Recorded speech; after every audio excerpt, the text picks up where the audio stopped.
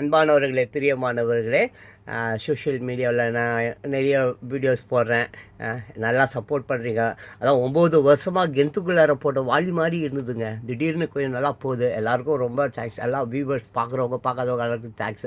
அப்புறம் கமெண்ட் பாக்ஸில் ஒரு ஐயா ஒருத்தவங்க அரசியல் வேணாம் ரொம்ப என்னை அது எப்படி சொல்கிறதுன்னு தெரிலங்க. அரசியல் வேணாம், நீ நல்லா வாழணும், நீ நல்லா சந்தோஷமாக நிம்மதியாக இருக்கணும், உன்னை மாதிரி சந்தோஷமாக நிம்மதியாக இருக்கிறவனுங்க இந்த உலகத்தில் பார்க்குறது ரொம்ப கஷ்டம், வேணாம் உனக்கு அரசியல் வேணாம், அடிச்சு கிடிச்சு கொண்டுடுவானு அப்படின்னு சொன்னார். நானும் சரின்ட்டு இல்லை, நான் இனிமேல் அரசியல்லாம் எனக்கு என்ன அரசியல் தெரியும், நான் அரசியல்காரனா, நான் ஒரு தமிழ் குடிமகன், எனக்கு இருக்கிற கஷ்டத்தை நான் சொல்கிறேன், மற்றபடி நான் அரசியல்வாதியாக இருக்கல, எனக்கு அரசியல் தான் தெரியுமா அப்படின்னு சொன்னேன். ஆனால் இந்த நியூஸை பார்க்கும்போது கோபம் வருதுங்க. அடுத்த வீடியோவில் பேசுகிறேன். அன்பானவர்களே, இந்த செய்தியை பாருங்களேன். 49,000 பேருக்கு நலத்திட்ட உதவிகள். இதோ பாருங்கள், அப்படியே படிக்கிற பாருங்களேன். 3 செய்தி பாருங்கள். வெறுப்பு அரசியலை விட அன்பு அரசியலே வலிமை, சமூக நீதியை திமுக அரசு நிலைநாட்டும், அம்பேத்கர் பிறந்த நாள் விழாவில் முதலமைச்சர் மு.க. ஸ்டாலின் பேச்சு. அவர் மாதிரி அம்பேத்கர் மாதிரிலாம் இனி ஒருத்தன் பிறக்க முடியாது, அதுவும் விடுங்க. அப்புறம் புத்த மதத்தில் மாட்டார் அவர், அதையும் தெரிஞ்சுங்க. அப்புறம் பாகிஸ்தானில் இருந்து குஜராத் வழியாக தமிழ்நாட்டுக்கு கடத்தி வர இருந்த ரூபாய் 1800 கோடி போதைப் பொருள் சிக்கியது கடலுக்குள் வீசப்பட்டதை அதிகாரிகள் மீட்டனர். அப்புறம் இந்த திருட்டுக்கம் நாட்டி யாருது பாருங்கள். இந்த பஞ்சாப் நேஷனல் வங்கி மூலம் நடந்த ரூபாய் 13,000 கோடி கடன் மோசடியில் தொடர்புடைய மெகுல் சோக்சி கைது, பெல்ஜியத்தில் சிக்கினார். கேவலமாக இல்லைங்க. கைத்தட்டுக்க இதாங்க பேசுகிறேன், மறுபடியும் பேசுகிறேன். மை டியர் போர்டுவோல் peoples, I'm the happiest man in the world. யாரும் அது மாதிரி சொல்ல மாட்டாங்க. யாரையாவது நீ நல்லா இருக்கிறியான்னா நான் எங்கேயா நல்லா இருக்கிறேன்னு. இப்போது அந்த ஐசக்கா தெரியல, இல்லை தாமஸ் ஆல்வா எடிசனா தெரியல, அவர்கிட்ட ஒரு நிருபர் கேட்குறாங்க, hey man, how you man always you are being happy அப்படி சொல்லி கேட்குறாங்க. அதாவது எப்போ எல்லா சமயங்கள்லையும் நீ சந்தோஷமாகவே இருக்கிறீங்க, அது எப்படி அப்படி கேட்குறாங்க. அதுக்கு சொல்கிறாரு, I didn't expected anything from anybody others அப்படி இப்படின்றார். நான் எப்போவுமே எதையுமே அவங்ககிட்ட இருந்தையும் எதிர்பார்த்ததெல்லாம் வாங்கி தோணுதில்ல போனதில்லைன்றார். நான் கூடங்க என் மூஞ்சை நம்ம தமிழ்நாடு இல்லை உலகத்தில் இருக்கிற எல்லா பேப்பரையும் இந்த மூஞ்சை ஃபோட்டோ எடுத்து போட்டு இந்த ஆள் அவங்ககிட்டயாவது 62 வயசு அந்த டீ வாங்கி குடிச்சிருக்கானா ஓசிலன்னு கேட்டு பாருங்க. இன்னும் ஏன்னா அந்த மாதிரி வாங்கி குடிச்சிட்டு அந்த மாதிரி பேச முடியாதுங்க. அன்பானவர்களே, அந்த 2வது வீடியோ போட்டு பாருங்கள். அந்த வீடியோவுடைய கியூ இது தொடர்ச்சி. இங்கே பாருங்கள், சமூக நீதியை திமுக அரசு நிலைநாட்டுமாங்க. வேதனையாக இருக்குங்க, நெஞ்சு வச்சிடும் போல இருக்குது இதெல்லாம் கேட்கும்போது. வெறுப்பு அரசியலை விட அன்பு அரசியலே வலிமையாங்க. யார் சொல்கிறதுங்க இதை?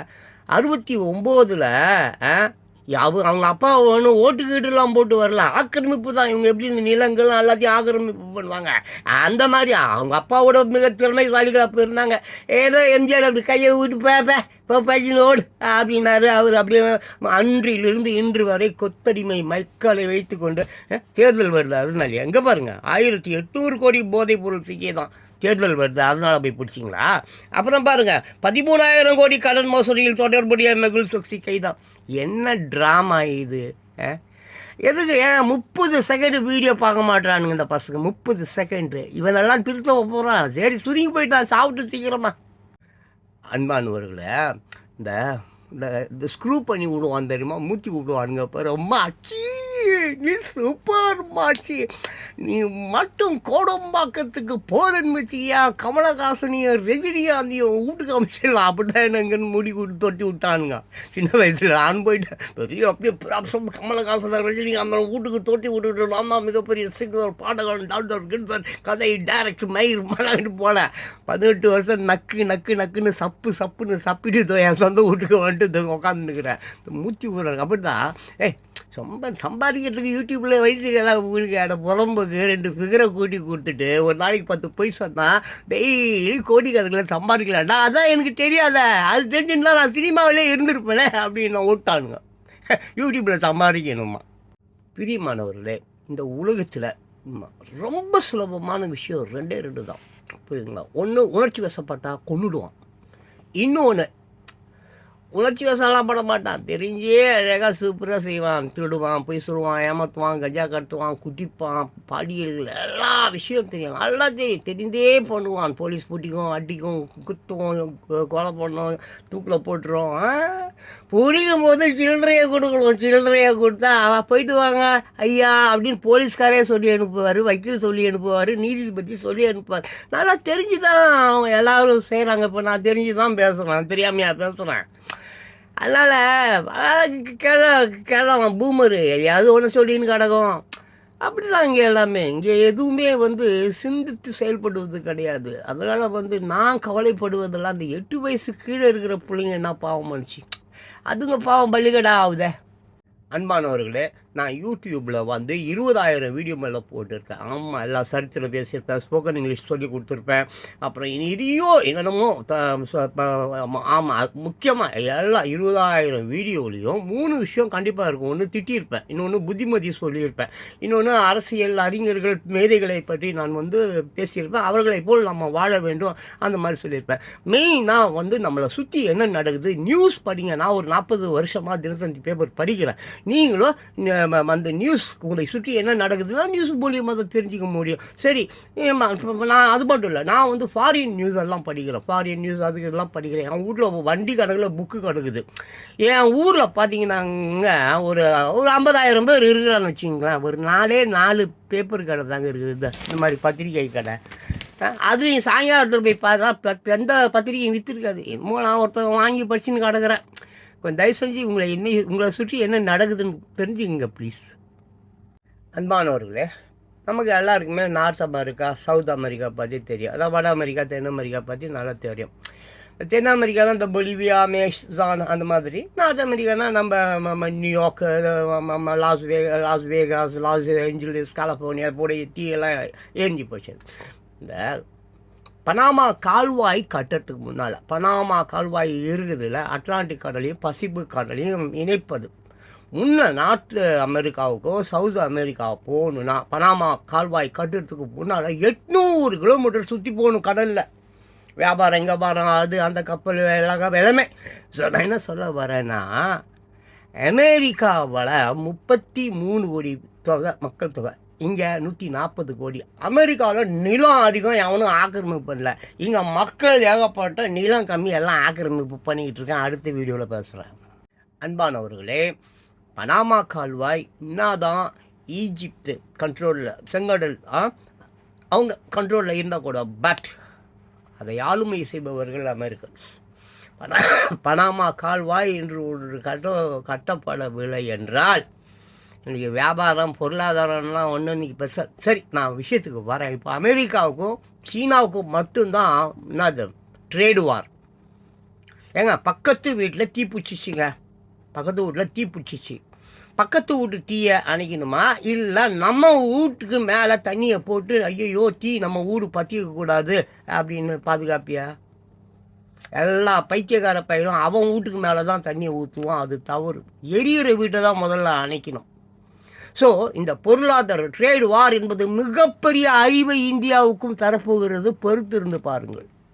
அன்பானவர்களே, நான் எதுக்கு இவ்வளோ பிளேடு போடுறேன், அறுக்கிறேன் அப்படின்னா, இன்றைக்கி உலகம் முழுக்க வன்முறை, பயங்கரவாதம், கலவரம், சண்டை, மத சண்டை, இன சண்டை பத்தினு எரியுது.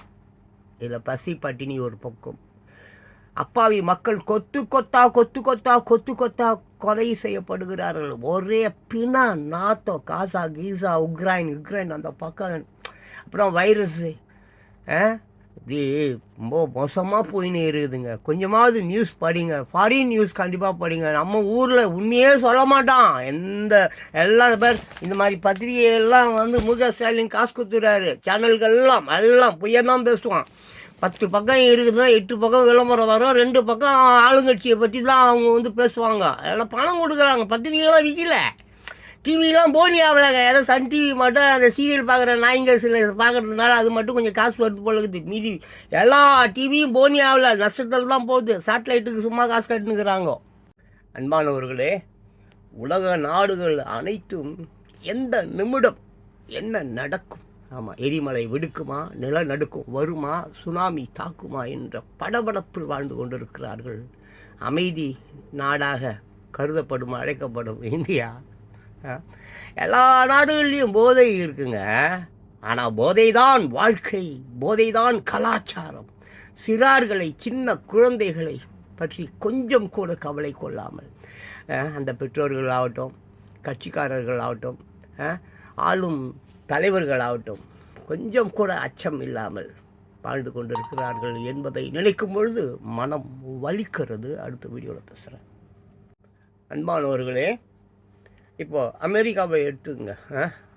ஆமாம், டொனால்ட் ட்ரம்ப் வந்து என் மக்கள் America I will make America great again. அப்போ தன் மக்கள் அவர்கள் இல்லீகல் யாருங்க வேணாம், எல்லோரும் போங்க, நான் டேரிஃபை ஏற்றுறேன் அப்படின்னு சொல்லிட்டு எவ்வளவோ பொருளாதார தடைகளையும் உலக நாடுகள் மீது அவர் போடுறாரு. இருந்தாலும் தன்னுடைய மக்கள், தன்னுடைய நாடு, ஒவ்வொரு நாடும் அப்படி தாங்க நினைக்குது. நிறைய நாடு அவர்கள் மக்கள் அவர்களுடைய நல்வாழ்வு. ஆனால் இந்தியா மட்டும் தாங்க, ஆமாம், உலக நாடுகளே சொல்லுதே, ஆமாம், அமைதி நாடா, அப்பா 140 கோடி பேர் கொண்ட மிக பெரிய ஒரு நாடு, லஞ்சத்திலும் ஊழலிலும் சம உச்சத்தில் இருக்கிறாங்களே, ஒரு வளரும் நாடு, அதுவும் லஞ்சத்திலும் ஊழலிலும் உச்சத்தில் இருந்தால் அந்த நாடு வளர்ச்சி நாடாக எப்படிங்க கருத முடியும்?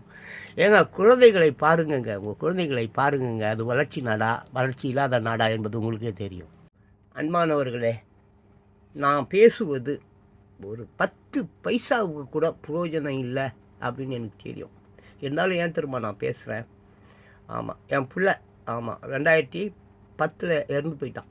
இன்றைக்கி அவன் உயிரோடு இருந்தால் 37 வயது. ஆமாம், எம்ஜிஆர் இறந்த வருடம் அவன் பிறந்தான். சரி, அதை விட்டுருங்க. குடித்து விட்டு வேலை கிடைக்கவில்லை அப்படின்னு சொல்லி குச்சி ஃப்ரெண்ட்ஸ் அப்படியே வந்து ஃபுல் போதையில் ஆக்சிடென்ட்டில் செத்து போயிட்டான். அதுலேருந்தே நான் அப்படி ஆகிட்டேன். சரி, இந்த சின்ன பிள்ளைங்களுக்கு எதாவது புத்தி கிட்டி சொல்லணும், போகணும், வரணும், கொள்ளணும் அப்படின்னு நானும் வந்து அப்படி தான் வந்து நான் புலம்பிட்டு கிடக்கிறேன்.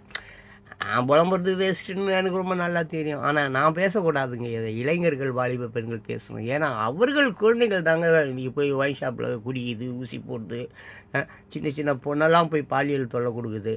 அதுக்கு தான் நான் சொல்லுவேன், 8 வயதுக்கு கீழே இருக்கக்கூடிய குழந்தைகள் மட்டும் உத்தமர்கள். 8 வயதை தாண்டிச்சா அது வந்து 8ஆம் நம்பர் மாதிரி 13ஆம் நம்பர் பேய் பூச்சியது தான், பார்த்துங்க. அன்பானவர்களே, கொஞ்சம் பேர் என்னமோ நான் அரசியல்வாதியோ, இவனுக்கு பின்னால் யாரோ இருக்காங்க அப்படின்னு, அதெல்லாம் ஒன்றும் கிடையாதுங்க. நான் அரசியல்வாதியும் கிடையாது. அந்த கருமம், அந்த சாக்கடை உள்ளார என் ஜென்ம அழிஞ்சாலும் நான் வரமாட்டேன். நான் வந்து ஒரு குடிமகன், நான் வந்து முதலாளிங்க. நான் முதலாளி. நான் கட்டுறேன் எல்லாத்துக்கும், குசு ஊடுறதுலேருந்து மூக்கு சளி வரைக்கும் எல்லாத்துக்கும் வரி கட்டுறேன். என் வரியில் தான் முதலமைச்சர் முதல் கொண்டு அரசு அதிகாரிகள் முதல் கொண்டு எல்லோரும் நான் கொடுக்குற வரியில் வாழ்கிறார்கள். நான் வந்து அவர்களுக்கு முதலாளி. நான் கேள்வி கேட்காம எவன் கேள்வி கேட்பான்? நீ எச்சசோறு அவங்ககிட்ட வாங்கி தூண்டுற குடிகார பசங்க. ஆமாம், நான் அப்படி கிடையாது. நான் எவங்ககிட்டையும் எதையும் வாங்கி தூண்டல, எதையும் எவங்ககிட்டையும் எதிர்பார்க்கல. நான் அப்படி தான் பேசுவேன். நான் இவருடைய சாகும் பொழுது கூட தன்னுடைய கல்லறையில் உண்மை பேசினவன் என்று எழுத வேண்டும் என்று வாழ்ந்தவர் இவர். விஷம் கொடுத்து கொண்டானுங்க, அது வேற. நான் அப்படிப்பட்டவன். உண்மையை கொன்றுவிட்டு அதன் கல்லறையில் நான் நிற்க விரும்பவில்லை. உண்மைக்காக என் உயிரையும் தருவேன். இன்று வயலில் விதைக்கிறவனால் சொல்ல முடியாது நாளை அதை அறுவடை செய்ய போகிறவர் யார் என்று. யாரோ வேண்டும் என்று தவறு செய்வது இல்லை. அறியாமையே தவறு செய்ய தூண்டுகிறது. தவறுகள் ஒருபோதும் இன்பத்தை தராது. குதிரைகளையும் மாடுகளையும் பழகுவதற்கு ஆட்கள் கிடைப்பார்கள். ஆனால் மனிதர்களை பழகுவதற்கு ஆட்கள் கிடைப்பது கஷ்டம். மக்களுக்காக பேசுவதும் அவர்களை சிந்திக்க வைப்பதுமே என் வேலை. மாபெரும் சிந்தனையாளர் சாக்ரட்டிஸ். போலிகளின் நடுவே அசலாக தன்னை அடையாளம் காட்டிக்கொண்டவர், புரட்டர்களின் மத்தியில் புயலாய் கிளம்பிய நேர்மை ஆனவர். மகத்தான மாறுதல்களை சிந்தனை ஓலாகள் கொண்டு வந்து சிறியவர் முதல் முதியோர் வரை அனைவரது இதயங்களையும் ஆக்கிரமித்து கொண்டவர். எனக்கு தெரிந்ததெல்லாம் நான் எதையும் அறிந்திராதவன் என்பதுதான் என்று கூறினார். அவர் எதையும் அறிந்து கொள்வதற்கு கேள்விகளே அடிப்படை என்றார் அவர். மக்கள் அடுத்தவர் பேச்சுக்கு காது கொடுத்து கொண்டிருந்தால் மட்டும் போதாது, தங்கள் சொந்த அறிவை பயன்படுத்தி எது நல்லது எது கெட்டது என்பதை சீர்தூக்கி பார்க்க வேண்டும் என்று கூறினார் அவர். கேள்விகளில் தொடங்குகிறது அறிவு தேடல் என்றார் அவர். ஏன், எதற்கு, எப்படி, எங்கே என்று கேட்டு பாருங்கள். அந்த பதில்களின் மூலம் நீங்கள் யார் என்பதை உங்களது மூளையே உங்களுக்கு சொல்லித்தரும் என்றார் அவர். புதிய சிந்தனை உலகம். கலையை வாழ்வாக கொண்ட கிரேக்கத்தில் அதன் தலைவாயில் என்று அழைக்கப்பட்ட நகரம் புகழ்பெற்ற ஏதென்ஸ் நகரமாகும். அந்நகரில் கிமு 470 ஆண்டில் ஒரு சிற்பியின் மகனாக பிறந்தார் சாக்ரட்டிஸ். தந்தையின் கலை உணர்வு மகனிடமும் காணப்பட்டது. தந்தை சிலைகளை வடித்தார், ஆனால் மகனோ சிந்தனையை வரவழைத்து மக்கள் உள்ளத்தில் புதிய சிந்தனைகளை உருவாக்க காரணமாக இருந்தார். சாக்ரட்டிஸ் செல்வ செழிப்பு மிக்க குடும்பத்தில் பிறக்கவில்லை. அவர் பிறந்தது மிகவும் எளிய குடும்பம். சிலை வடிப்பு தொழில் மூலம் கிடைத்த வருமானம் வாழ்க்கையை ஓரளவுக்கு நகர்த்தி கொண்டு செல்லத்தான் பயன்பட்டது. சொல்லிக்கொள்ளும் அளவுக்கு வசதி வாய்ப்புக்கு அந்த வருமானம் போதவில்லை. அதனால் சாக்ரட்டிஸின் குழந்தை பருவமும் இளமை பருவமும் ஏழ்மை நிலையிலேயே கழிந்து உள்ளது. மாபெரும் சிந்தனையாளர் சாக்ரட்டிஸ் அடிக்கடி கூறுவார், நான் ஒன்றும் அறிவாளி அல்லன் என்பது எனக்கு தெரியும் என்று. தன்னை அறிவாளியாக எண்ணி வியக்கிறவன் உண்மையில் முட்டாளாகவே இருப்பான். தன்னை அறிவாளி அல்லன் என்று கூறுகிறவன் தன்னடக்கம் உள்ளவனாயிருப்பான். அறிவாளிகள் நிறைகுடம் தழும்புவது இல்லை. நான் அறிவாளி அல்லன் என்று சாக்ரட்டிஸ் குறிப்பிட்டது தன் அடக்கத்தின் விளைவே. அதுவே அவருடைய நேர்மைக்கு நிரூபணமும் ஆகும். சாக்ரட்டிஸ் பணம் படைத்தவர் அல்லர். ஆனால் பிளாட்டோ போன்ற பெரும் செல்வந்தர்கள் அவருடைய மாணவராய் இருப்பதில் பெருமை ஊற்றினர். தம்மிடம் பயில வருகிறவர்கள் வசதியாய் இருக்க வேண்டும் என்று சாக்ரட்டிஸ் கருதியது இல்லை. மாபெரும் சிந்தனையாளர் சாக்ரட்டிஸ் தனது நாட்டை நேசித்தார், நாட்டு மக்களை நேசித்தார். கிரேக்க நாகரிகம் குறித்த பெருமிதம் அவரிடம் இருந்தது. ஏதென்ஸ் நகரத்து சட்ட திட்டங்களை அவர் மதித்தார். நாம் உண்மையாக இருந்தால்தான் மற்றவர்களிடமும் உண்மையை எதிர்பார்க்க முடியும் என்று நம்பினார். அவர் உண்மையை மறைப்பதையோ மறுப்பதையோ அவரால் சகித்து கொள்ள முடியாது. எந்த ஒரு காரணத்துக்காகவும் கொண்ட கொள்கையில் இருந்து பின்வாங்குவது இழிவாகப்பட்டது அவருக்கு. நீதிபதிகள் மரண தண்டனை விதித்தபோது இது அடாத செயல் என்று எதிர்ப்பு குரல் எழுப்பவில்லை. சட்டத்தை மதிக்க வேண்டும் என்பதற்காகவே தன்னுடைய மரணத்தை அவர் மறுபேச்சு என்று ஏற்றுக்கொண்டார். அவருடைய நேர்மைக்கு இதை விடவும் சிறந்த உதாரணம் இருக்க முடியுமா என்ன? உண்மையை கொன்றுவிட்டு அதன் கல்லறையில் நான் நிற்க விரும்பவில்லை. உண்மைக்காக என் உயிரையும் தருவேன். சாக்ரட்டிஸ் ஒருபோதும் யதேச்ச சாதிகாரத்துடன் சமரசம் செய்து கொண்டது இல்லை.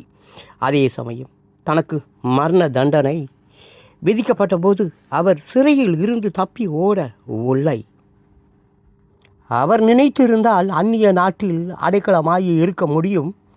அவர் விரும்பி இருந்தால் நஞ்சு அருந்தி உயிரை விடுவதில் இருந்து தப்பித்திருக்க முடியும். அவர் யாரிடமும் மன்னிப்பு கேட்கவோ உயிர் பிச்சை கேட்டு மன்றாடுவோ தயாராய் இல்லை. தவறாக தண்டனையை ஏற்றாலும் ஏற்கலாம், தவறான மனிதர்களிடம் அடிபணியக்கூடாது என்பதில் அவர் உறுதியாயிருந்தார். சாக்ரட்டிஸுக்கு மனிதர்களிடமும் பயமில்லை, மரணத்திடமும் பயமில்லை. அஞ்சாமல் நஞ்சருந்தி சாகிற நெஞ்சுரம் இருந்தது அவரிடம். அவருடைய நேர்மை அத்தகையது.